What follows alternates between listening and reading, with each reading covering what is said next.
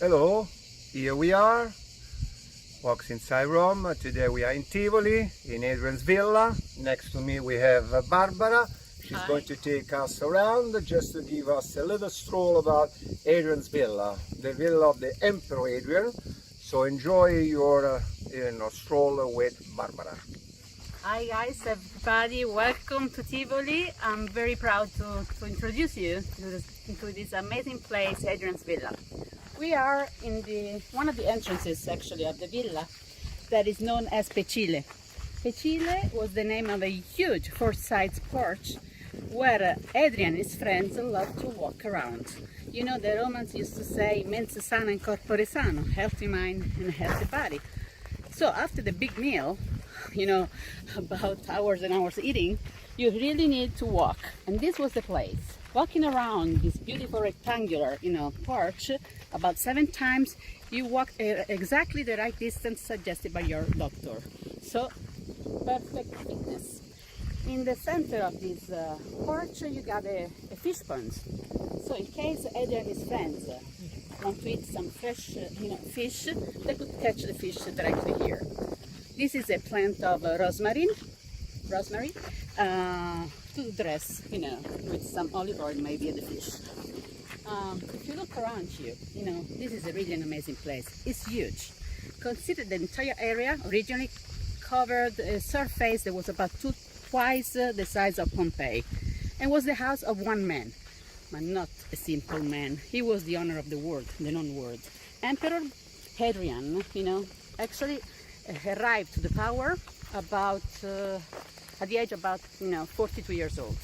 Was in the year 117, and after he became the emperor, he decided to change the policy, of the leader of the Roman Empire. So after Trajan, that had been a general, a military commander that loved to use violence and strength to conquer the other populations. I remind you that Trajan is the one that conquered Romania, that became part of the Roman Empire. Hadrian decided to use another, way, actually, to use culture, beauty, art. He had a brilliant mind, a kind of universal mind.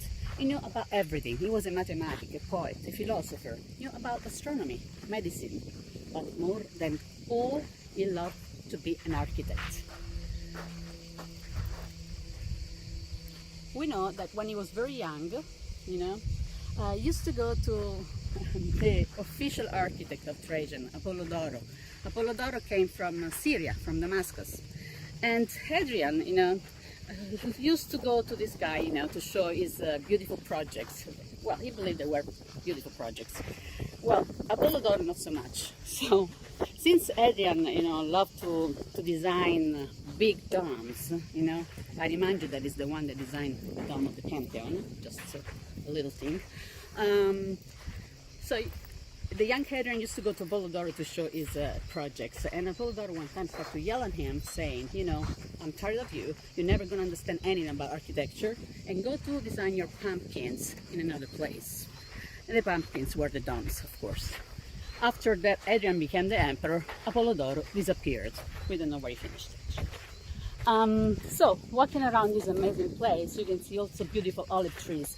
The olive trees are about 300 years old, most of them, but some of them even older. So a huge olive grove. You got the lush of, a beautiful nature mixed with the beautiful, remains of these buildings. Amazing. This is the building with the triple hexedra. This is the name. If you follow me, I'll show you something very interesting. The columns revealed here show you fragments of the original granite from Egypt, dark granite, and the part that is missing is filled with concrete, as you can notice.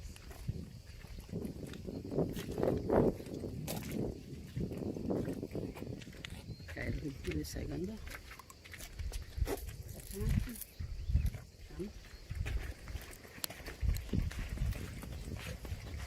Unfortunately, we missed the colors of this place. They were just amazing. The columns here, for example, are made with a Greek beautiful marble, a green marble called Caristio marble. If I wait to this marble, if you come closer, you can see the original color. That is really beautiful. So this came from Eubea. Evia is an island in Greece. And if you look in the floor, you can see a little fragment of the original floor that show you the most incredible colors. So when you come here, you got to use your imagination and mix what remains, with what used to be.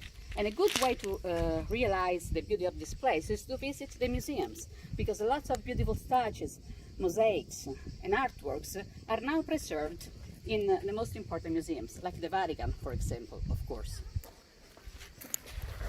Okay, so now we go back to the main way.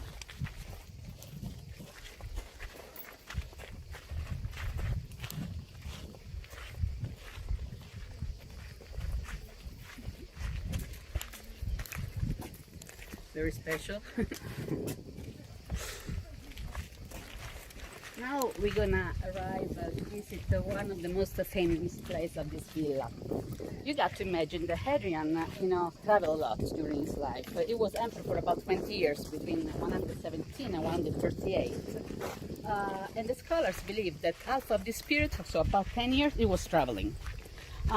He loved to go, to check the condition of life of the people that live so far away from Rome, or part of the Roman Empire. And he loved to enforce, the limits, the borders, of the empire, to take safe the people faithful to Rome. So Hadrian is also the one that built the Hadrian's Wall in north of England to protect, the English from the Scottish. That back in times were kind of barbarians, it seems. Now, this villa had all the facilities, all the comforts, For example, they had here about 3 baths, 3 spas.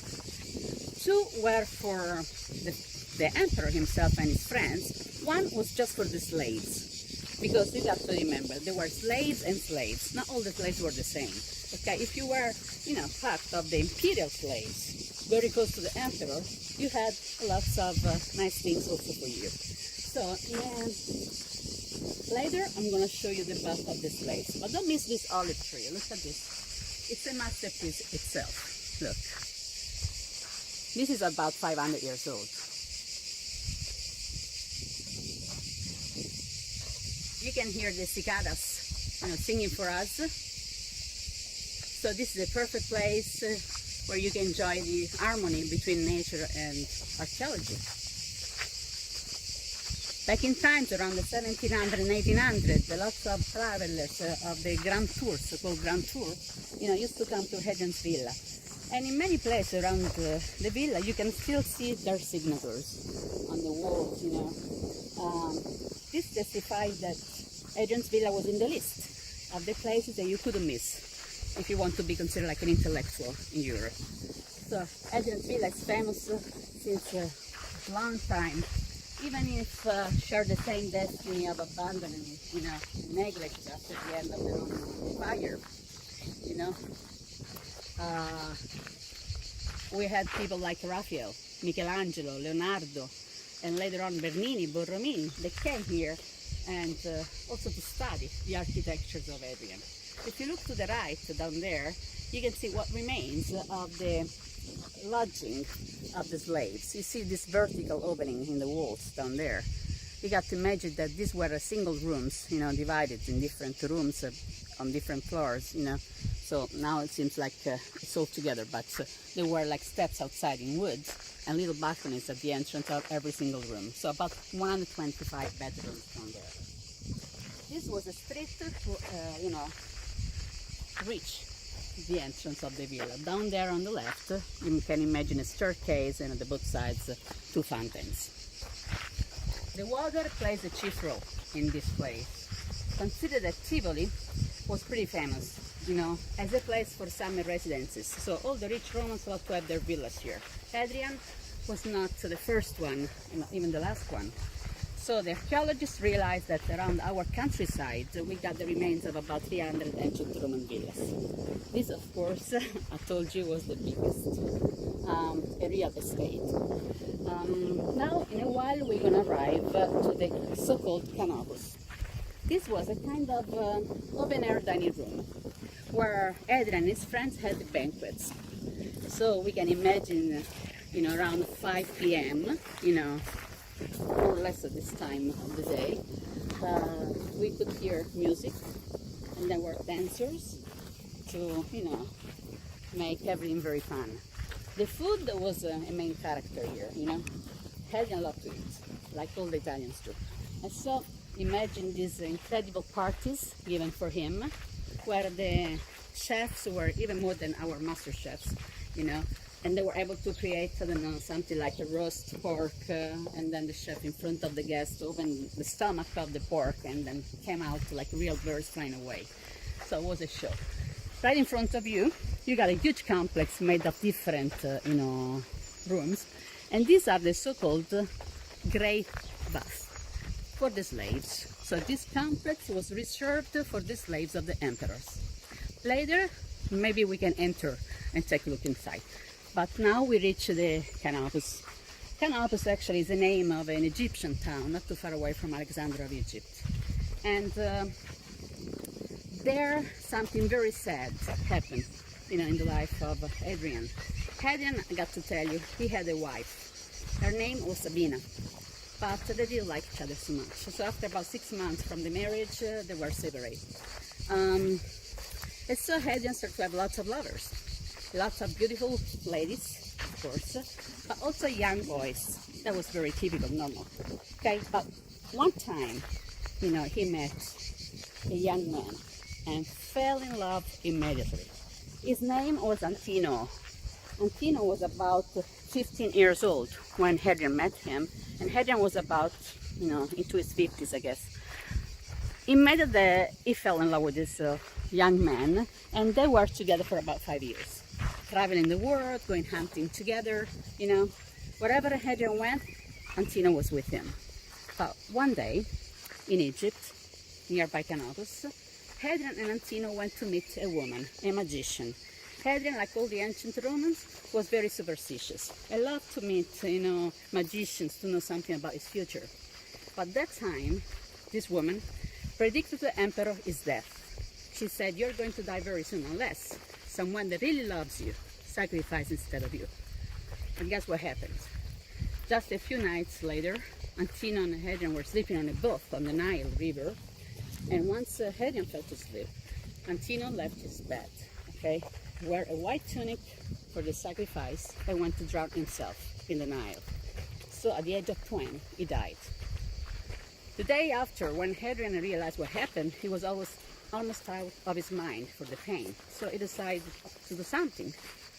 Since he was the emperor, he could do whatever he liked. So Antino became a god. Temples were built for him all around the Roman Empire. And, in the place where he died in Egypt was built a town that was named after him, Antinopolis. Even a star was named after Antino in the constellation of the eagle in those days. This ugly statue actually is not the original one, of course, because the original is in the museum. At the moment it's not open. The original one is in marble. Anyway, this is a reproduction, made in the 50s of the 1900s when this area had been excavated. The statues that you can see around were found during this excavation in 1954, and they were broken, of course. So after a restoration, they were, preserved in the museum, and they put some cubs here. The one that we were looking before is a river, and actually, if you look closer, you can see a sphinx. So this is the Nile. On the opposite side, you got the Tiber River. So Egypt and Rome together in the same place. Lots of symbolism, of course, in this place. Then the nice guy in front of us, that all the ladies appreciate a lot, is Mars, the god of the world. It seems that the body is inspired to the body of Antino. Another symbol of Egypt is visible through the columns. If you look in front of you on the left, is a crocodile. Can you see down there? This is also a copy. The original crocodile is really amazing. It's made with this green marble I was showing you before in the column, and it's green and got all the stripes. It looks like a real crocodile. Then other statues around them, but the most important thing, the water channel symbolized the Nile, the river of Egypt. At the both sides, you got to imagine the 3 linear beds. These beds were, the Romans used to lay down with the grapes, eating, and the slaves with a fan, keep them cooler. So the place around evening in the summer became the place for the banquets. So down there was the place where Hadrian used to eat. Okay. Now all the summer, dining room, if we want to call them in this way, cenazio, triclini, that was the original name, actually were always, cooled by the presence of the water. So not only this canal, but even fountains. A little aqueduct, so just in the back of the building, used to, lead the water in the system. And so down below you had fountains. So everything was nice and cool. And Hadrian had a special possibility. If he wanted to eat by himself in privacy, he used to eat in the central part of the building there, almost like on a podium, a little bit higher, of course. Well, he could order to the slave to open a waterfall that from the top as a water curtain, covers view to the rest of the people. The colors, I told you before, women love the colors. But the half dome that you can see in front was completely, filled with mosaics, dark blue mosaics that imitate the sky. And then marbles in the lower part, colorful marbles, and then I told you the water with the reflections. This place is amazing today, but of course in the 2nd century had to be really something breathtaking. We are walking in a part that was covered. So if you look on your left, you can see the bases of the columns. So here we used to stand a line of columns, also on the opposite side, and this was covered to protect the people from this hot sun, in the summer. On the opposite side, as you can notice, you got the shade. So no porch there, because the Romans were very practical people. So they didn't need any cover up there. We are getting always more closer, and now you can really appreciate this beautiful architecture. Of course, the architects, that came later, fell in love with this place. Piranesi, Giovan Battista Piranesi, made lots of beautiful drawings about these architectures. The niches in the walls testify the presence of the sculptures. Under Hadrian, we had a large production of copies, Roman copies from the Greek originals. So these beautiful Greek masterpieces were reproduced, at the time of the emperors, especially at the time of Hadrian. And this was very important because lots of Greek originals, much older, finished lost. So thanks to the copies made at the time of the Roman emperors, we had lots of information also about the Greek art. Wherever you see these little holes, very regular in the wall, this means that here was marble covering. So the clamps, to sustain the marble cover left the holes. And here you got this is called a stibadio. It's an half-moon shape bench. Imagine carpets and pillows, and the closest friends of Hadrian that had the right and the privilege to eat close to him could lean here. There was the place where Hadrian used to eat, right there, and the water fell from the top. Look at the reflection of the water, thanks to the sunlight, and imagine the blue mosaics. That could be really something special. And here, if you turn around, you can see the view the Hadrian had from his spot.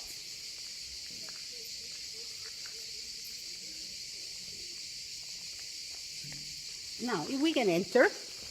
If you follow me, now we enter inside, and you're gonna feel, not you in person, but we're gonna feel the difference of the temperature from outside and inside. It's really cooler inside here. Fantastic.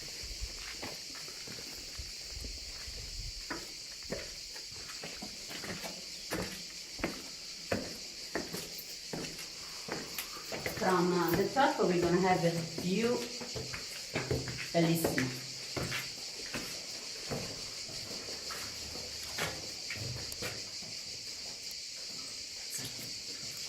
the floor, some remains of the mosaic. Simple black and white mosaic here.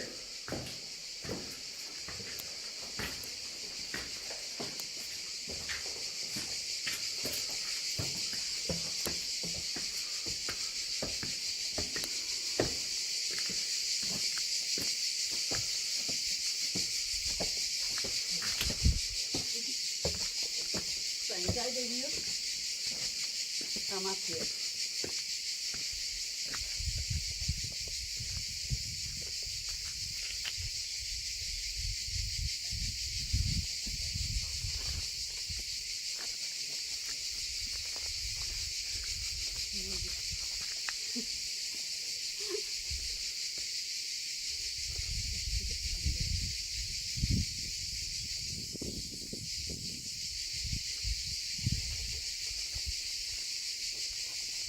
If you want, you can also take a look of these arches there. This is the aqueduct. So up there was like a canal where the water arrived. The water came from a bigger aqueduct, of course, because 4 of the 11 aqueducts, they used to take the water from the mountains down to Rome, passed through Tivoli. So it was easy for Hadrian to catch the water and use the water here.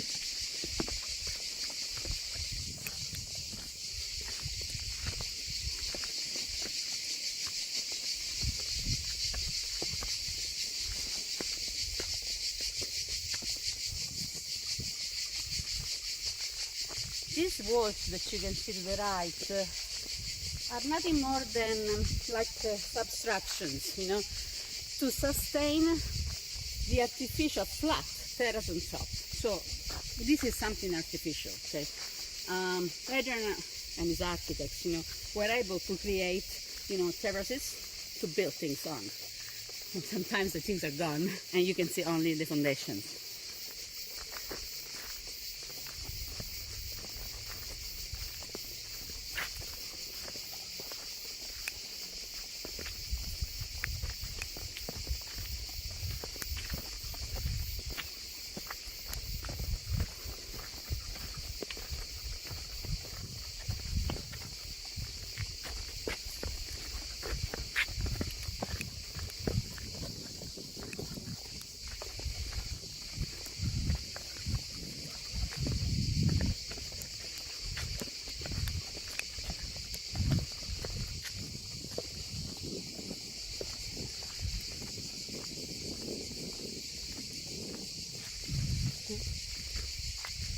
This is like the wild rucola rockets. I don't know how you call this in English.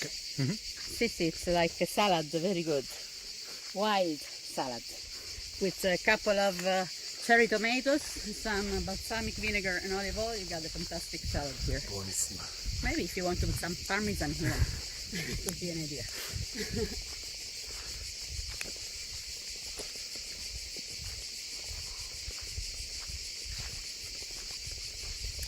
So here it's a beautiful view, really enjoyable. You can even breath, you know, the herbs. So this tour is really something special for the people who love nature, you know, open air spaces and art, of course. The Romans understood very well that if you want, you know, to live happy, you need, you know, the help of the nature. So they had a huge respect, you know, for nature.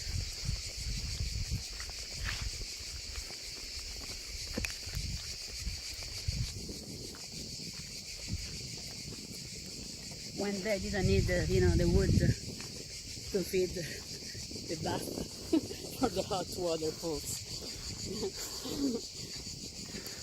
Now we're going to arrive to visit the big bath or the great bath, the culture. The name is to distinguish, you know, this complex from another one that at the moment is still on restoration, known as the small bath. The small bath for a long period was believed the bath for the women and the big one for the men. But, you know, in modern times, the scholars understood that there was a difference between the big and the small bath, about people that used to go there, but it was not for sex, it was for rank. So the small baths were for the emperor and his friends, the big baths for the slaves, simply because, the number of the slaves probably was much bigger. Anyway, since the architecture is the most important thing here, if you look at the plant of the small bath, you can understand that they are more important because each room is different from the next one. And there's even a room that got 8 sides, octagonal, where Hadrian, for the very first time in the history, used the so-called mixed line. So you got like this 8 sides room, one side is straight, the other one is convex, straight and convex. This kind of architecture became really popular in the Baroque times in 1600. And Francesco Borromini, was a big fan of this kind of architecture. And we know that when Borromini, had a day off in Rome, used to escape and came here just to, look and enjoy and learn from Hadrian. So the place is a UNESCO site, I told you. The reason is that it's really a unique place. Got to be considered like human heritage because it belongs to all of us. If you come closer here, you can see one of these beautiful cruciform vaults that still stands perfectly. And there's a detail that I'd like to show you. Look in the corner up there. You can see some remains of the original plaster that used to be the decoration covering the vault. And if you really pay attention in the corner on the left, you can see 2 initials, left with the red pencil, TS, and then there's a number, a date, 1763 or 69 maybe. Someone came here that time and left his 2 initials, the initials of his name. How is possible? I mean, look how far away it's from the floor. If you look at the floor and then you look where it is, the description, it's really far away. But this testifies the huge work of the archaeologist, because we got to imagine that this room was completely filled with dirt. So, at the time of this guy in 1760-something, it was very easy to arrive there because the level of walking, was much higher than today. So you can see the original floor level thanks to the archaeologists and their big work.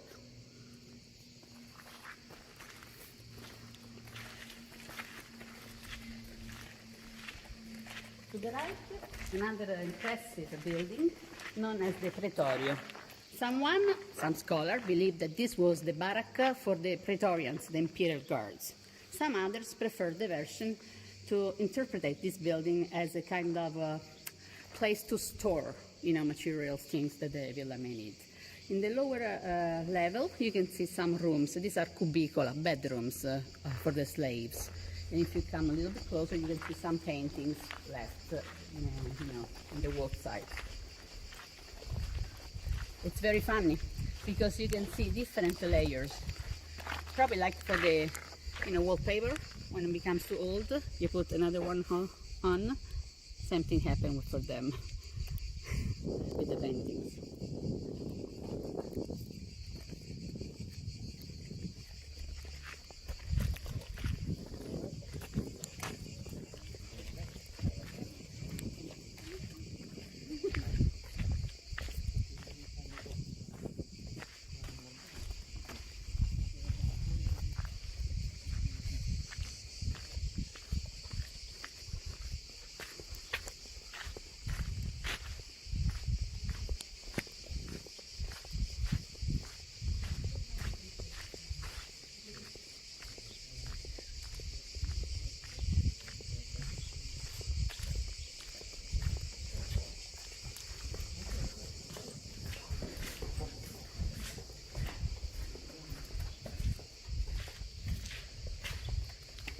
So now we are inside the bath of the slaves, and you can see what means perfection. If you look at the vault, this cruciform vault is missing a branch totally, if you look in the ceiling, but still stands, 1900 years old vault. This is because of the use of the arch. If you look in front of us, you got a perfect arch. The arch is not an invention of the Romans. But the Romans were able to use the arch in the best way, and was to use to balance, the weight of the domes. Look at the huge blocks of travertine stone, the white stone up there. They are, the blocks that sustain the whole thing. thanks to the use of the arch. Also interesting to notice in the vault, this kind of big bricks insert into the building itself. This was another way to light the weight of the vaults, because the bricks are made in terracotta, much lighter than the material that, create the mass of the vault. So, couple of tricks, to be able to create some beautiful, beautiful architecture like this one. So the pools to the right, you can see the tepidarium. So you got to imagine water here, warm water. On the opposite side, with the circle shape, the calidarium, hot water pool.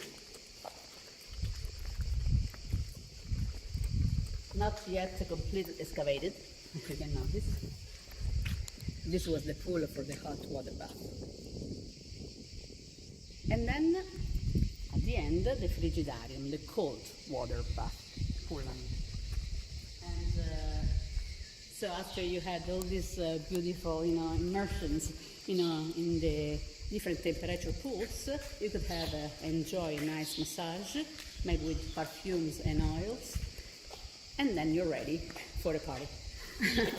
So the frigidarium here, beautiful. Of course, every time we see a niche in the wall, imagine statues. The statues collection of Hadrian was something incredible. Consider that today, nowadays, spread in the most important museums around the world, we got about 400 statues from here. Probably the collection was over 1,000, and of course, all top level masterpieces.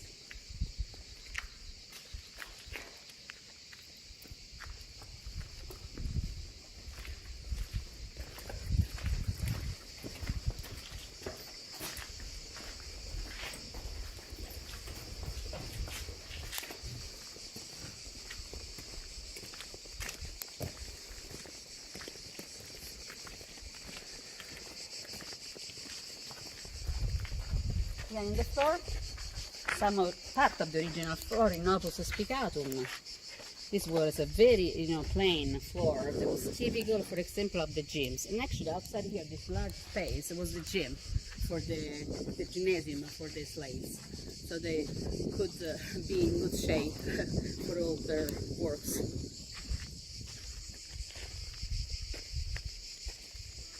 Another important thing that I got to tell you is that Villa Adriana, Hadrian's Villa, got kind of underground world made of passages, underground passages, about 5 kilometers, about 3 miles of underground passages known as cryptoportici, hidden passages, that are able to connect the several parts of the villa. So when the slaves had to move from a place to another one, they could use the underground passages without disturbing the eyes of the emperor and his friends.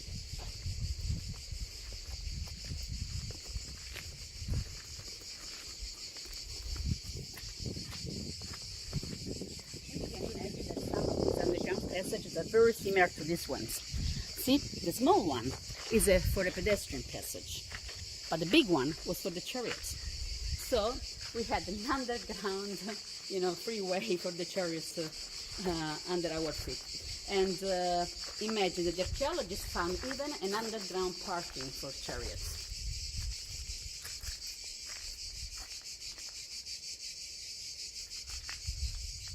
Unfortunately, part of the villa is not open to the public yet because it's still in private properties.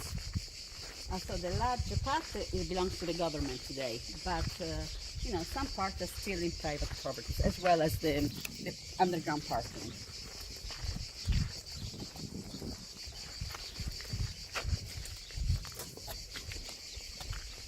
Look, the huge cypress trees, beautiful. Now it's nice and cool because we got trees.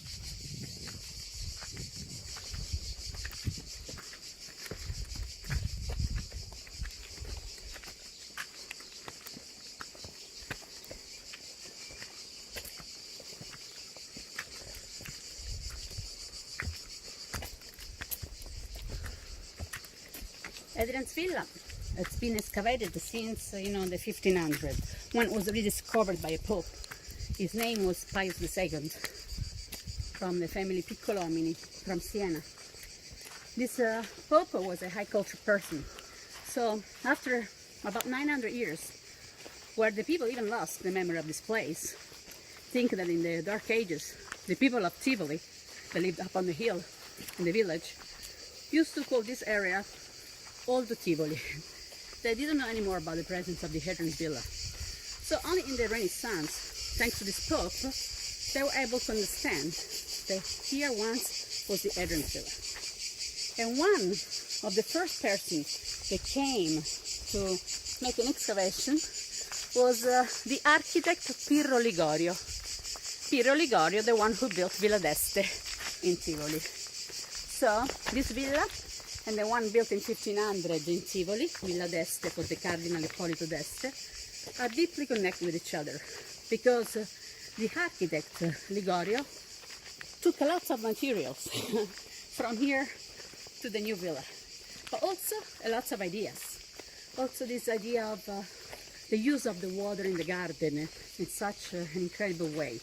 So we can easily say the Hadrian's villa is really the most important thing about the invention of Ligorio of Villa d'Este.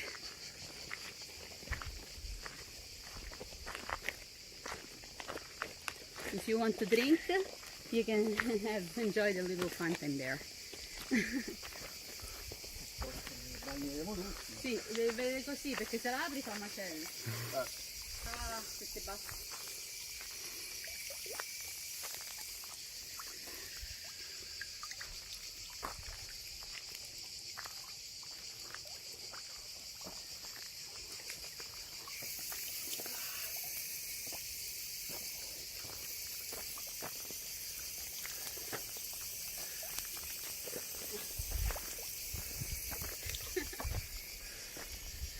And here we are. We have Alex is trying to drink in the English way, Yeah, not in the Roman way. Okay. The English suffer the heat. Thank you.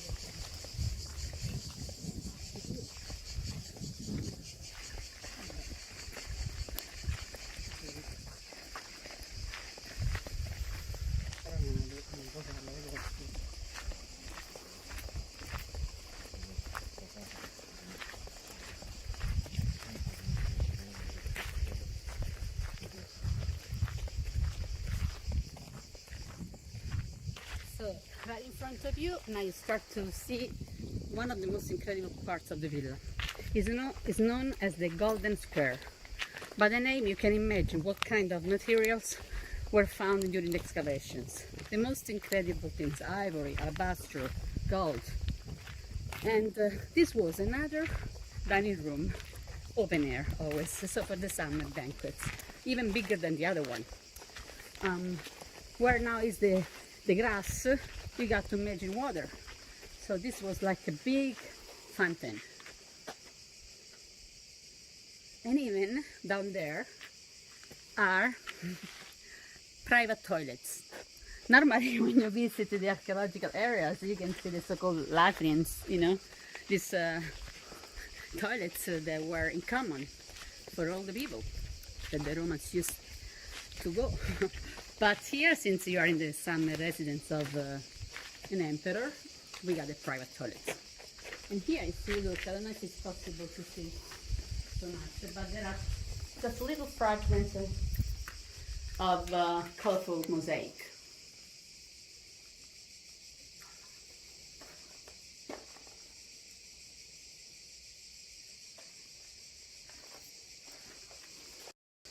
But for sure, the most beautiful part of this, section of the villa is on your left. Look at this fragment of a vault. They're absolutely innovative and different. It's called umbrella vault.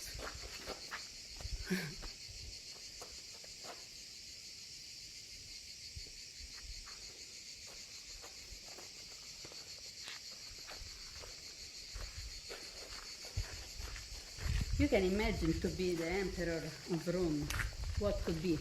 I mean, this man had so many people, asking for favors. It's easy to understand why he preferred to stay in Tivoli, not in Rome, on the Palatine Hill, when he was, in the city, because here he had the peace, he had time to think, to talk with his friends, the philosophers, about the sense of life. And in a while, we're gonna arrive probably in the most interesting, building of this villa. Got a very strange name. It's called the Maritime Theater, but it's not a theater, and it's got nothing to do with the ocean. But this place is like a smaller villa in the big one, kind of refuge for Hadrian. So when he wants to stay by himself, need really to relax, he used to go in this special little villa with 9 different rooms, a private bath, small, and enjoyed really the silence probably, and the loneliness that sometimes everyone with. Be careful here.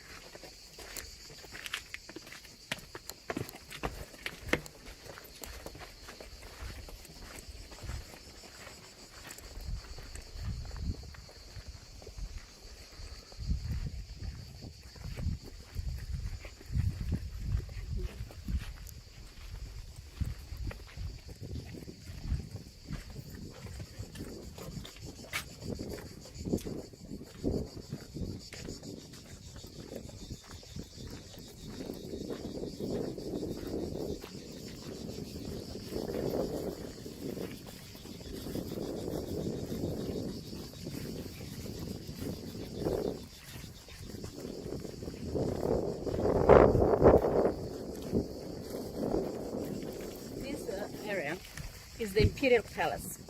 Unfortunately, almost nothing remains. But when you walk through these, ruins, you can still see something interesting. Because, for example, here in the floor, they rebuilt part of the original floor with the original marbles. And again, I'm going to wait for you with my water, the floors, to show you the colors.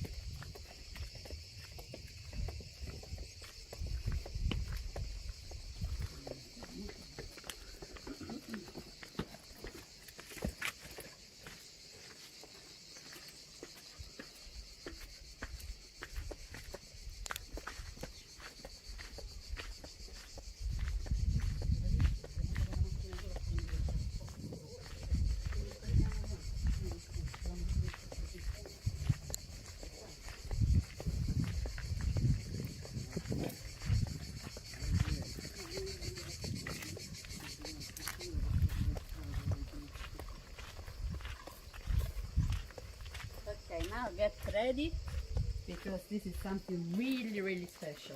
You want to go for first? So the Maritime Theater.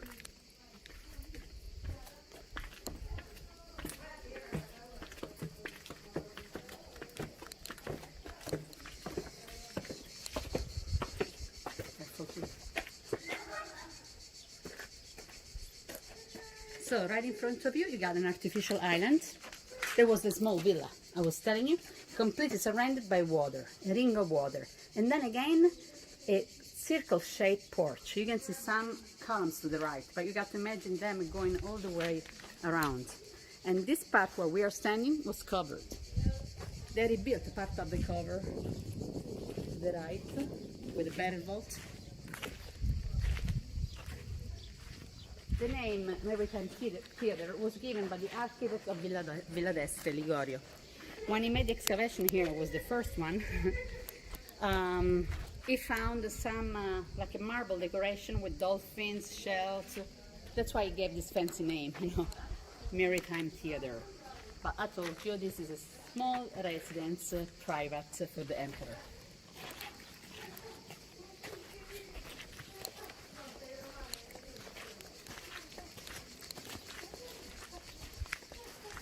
Originally, there were 2 footbridges in wood that was possible to lift up from inside. So really, a kind of a symbolism of insulation for Hadrian. And then, if you look to the right up there, you can see a huge building back there, the so-called Greek library. Hadrian had a passion for the Greek culture. He could speak, currently in Greek. And one time he said, "I always govern the empire in Latin, but I live, love and dream in Greek." So huge respect for the Greeks. We're almost at the end of the tour. I hope you enjoy it. And, we wait for you in Tivoli and at the Hadrian's Villa.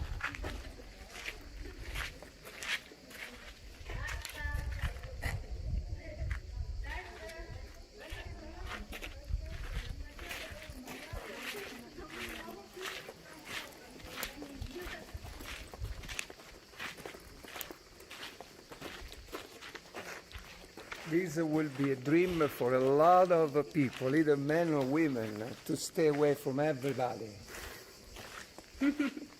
Beautifully peaceful.